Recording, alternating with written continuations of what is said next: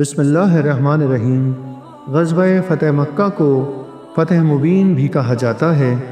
اس کا پس منظر کچھ اس طرح ہے کہ سن 6 ہجری میں ہونے والی صلح حدیبیہ کے تناظر میں قبیلہ بنو بکر نے قریش کا اور بنو خزاعہ نے نبی کریم صلی اللہ علیہ وآلہ وسلم کا حلیف بننے کا فیصلہ کیا۔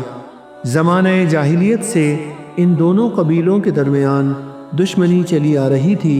سن 8 ہجری میں بنو بکر نے بنو خزاعہ پر رات کے وقت حملہ کر کے کئی لوگوں کو قتل کر دیا۔ قریش کے کچھ لوگوں نے بنو بکر کا ساتھ دیا۔ بنو خزاعہ کے وفد نے حلیف ہونے کا حوالہ دے کر نبی اکرم صلی اللہ تعالی علیہ وآلہ وسلم کی خدمت میں حاضر ہو کر آپ صلی اللہ تعالی علیہ وآلہ وسلم سے مدد کی فریاد کی، تو آپ نے ان کی مدد کا وعدہ فرمایا اور قریش کی طرف پیغام بھیجا کہ بنو خزاعہ کے مقتولین کی دیت ادا کی جائے۔ اس کے علاوہ بنو بکر کی جس شاخ نے بنو خزاعہ کا قتل کیا ہے ان کے عہد سے علیحدہ ہو جائیں، پھر صلح حدیبیہ ختم کر دیں۔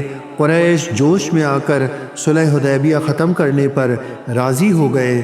بعد میں انہیں اس پر افسوس ہوا اور ابو سفیان کو صلح کی مدت بڑھانے کے لیے مدینہ بھیجا، لیکن نبی مکرم صلی اللہ تعالی علیہ وآلہ وسلم نے انہیں کوئی جواب نہیں دیا، جس سے کفار قریش کو پتہ چل گیا کہ نبی کریم صلی اللہ تعالی علیہ وآلہ وسلم اس صلح کو بڑھانے پر راضی نہیں ہیں۔ ابو سفیان کی واپسی کے بعد نبی کریم صلی اللہ تعالی علیہ وآلہ وسلم نے صحابہ کو خفیہ طور پر مکہ کی طرف تیاری کا حکم فرما دیا۔ غزوہ فتح مکہ کے اہم واقعات کا خلاصہ کچھ اس طرح ہے کہ 10 رمضان المبارک سن 8 ہجری میں نبی مکرم صلی اللہ تعالی علیہ وآلہ وسلم 10,000 کا لشکر لے کر مکہ مکرمہ کی طرف روانہ ہوئے۔ مدینہ منورہ سے روانگی کے وقت نبی کریم صلی اللہ تعالی علیہ وآلہ وسلم اور صحابہ کرام رضی اللہ تعالیٰ عنہم روزے سے تھے۔ مقام قدید پہنچ کر نبی کریم صلی اللہ تعالی علیہ وآلہ وسلم نے صحابہ کی مشقت کے خیال سے روزہ افطار کر لیا، اور صحابہ کرام رضی اللہ تعالیٰ عنہم نے بھی آپ کی اتباع میں روزہ توڑ دیا۔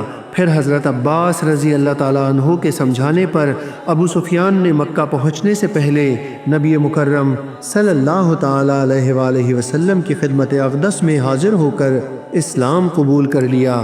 حضرت ابو سفیان رضی اللہ تعالیٰ عنہ نے مکہ مکرمہ پہنچ کر نبی کریم صلی اللہ تعالی علیہ وآلہ وسلم کے لشکر کی خبر دی اور آپ صلی اللہ تعالی علیہ وآلہ وسلم کا پیغام پہنچایا کہ جو شخص مسجد حرام میں داخل ہو جائے گا یا میرے یعنی ابو سفیان کے گھر میں داخل ہو جائے گا، یا جو شخص اپنے گھر کا دروازہ بند کر لے یا ہتھیار ڈال دے، ان سب کو امن حاصل ہوگا۔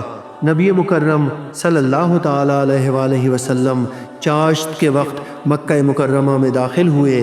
سب لوگوں کی نظریں نبی کریم سرکار دو عالم صلی اللہ تعالی علیہ وآلہ وسلم پر جمی ہوئی تھیں، لیکن آپ نگاہیں نیچے کیے اور گردن جھکائے ہوئے تھے۔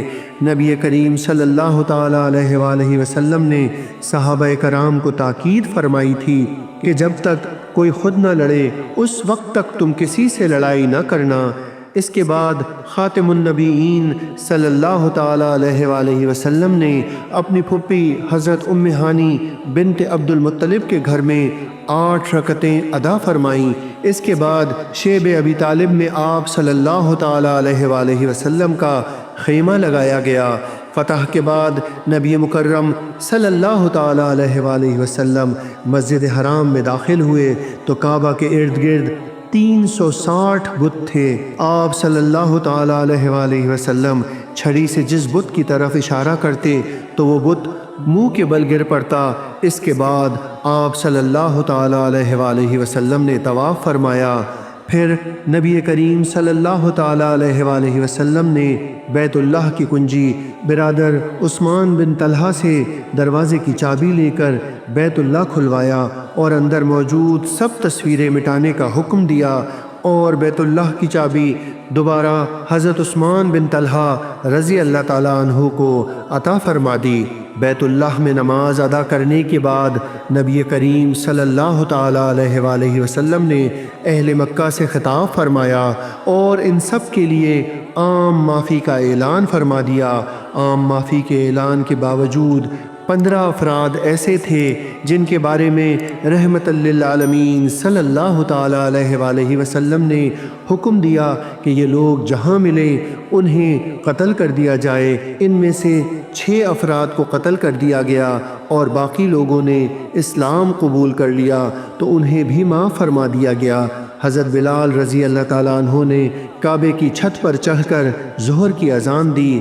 غزوہ فتح مکہ کے نتائج و اثرات کچھ اس طرح سے حاصل ہوئے کہ جس جگہ سے انتہائی تکلیفیں دے کر آپ صلی اللہ تعالیٰ علیہ وآلہ وسلم کو نکالا گیا، وہاں آپ فاتح کی حیثیت سے انتہائی عاجزی اور متانت کے ساتھ داخل ہوئے۔ جانی دشمنوں کے لیے عام معافی کا اعلان حسن اخلاق اور رواداری کی ایسی تاریخی مثال ہے جس کی کوئی نظیر نہیں۔ بغیر کسی جنگ کے اللہ تعالیٰ نے مسلمانوں کو فتح نصیب فرمائی۔ ایک معمولی سی جھڑپ میں کفار کے تقریباً 25 افراد مارے گئے اور 2 مسلمان شہید ہوئے۔ فتح کے بعد نبی مکرم صلی اللہ تعالیٰ علیہ وآلہ وسلم نے لوگوں سے بیعت لی اور گھر میں موجود بتوں کو توڑنے کا حکم فرما دیا۔ جب مکہ مکرمہ بتوں سے پاک ہو گیا تو رمضان المبارک کے باقی مہینے میں مکہ کے ارد گرد کے علاقوں سے بت پرستی ختم کرنے کے لیے مختلف دستے روانہ فرمائے گئے اور عزیز سوا اور منات نامی مشہور بتوں کو توڑ کر جزیرہ عرب کو بت پرستی سے پاک کر دیا گیا۔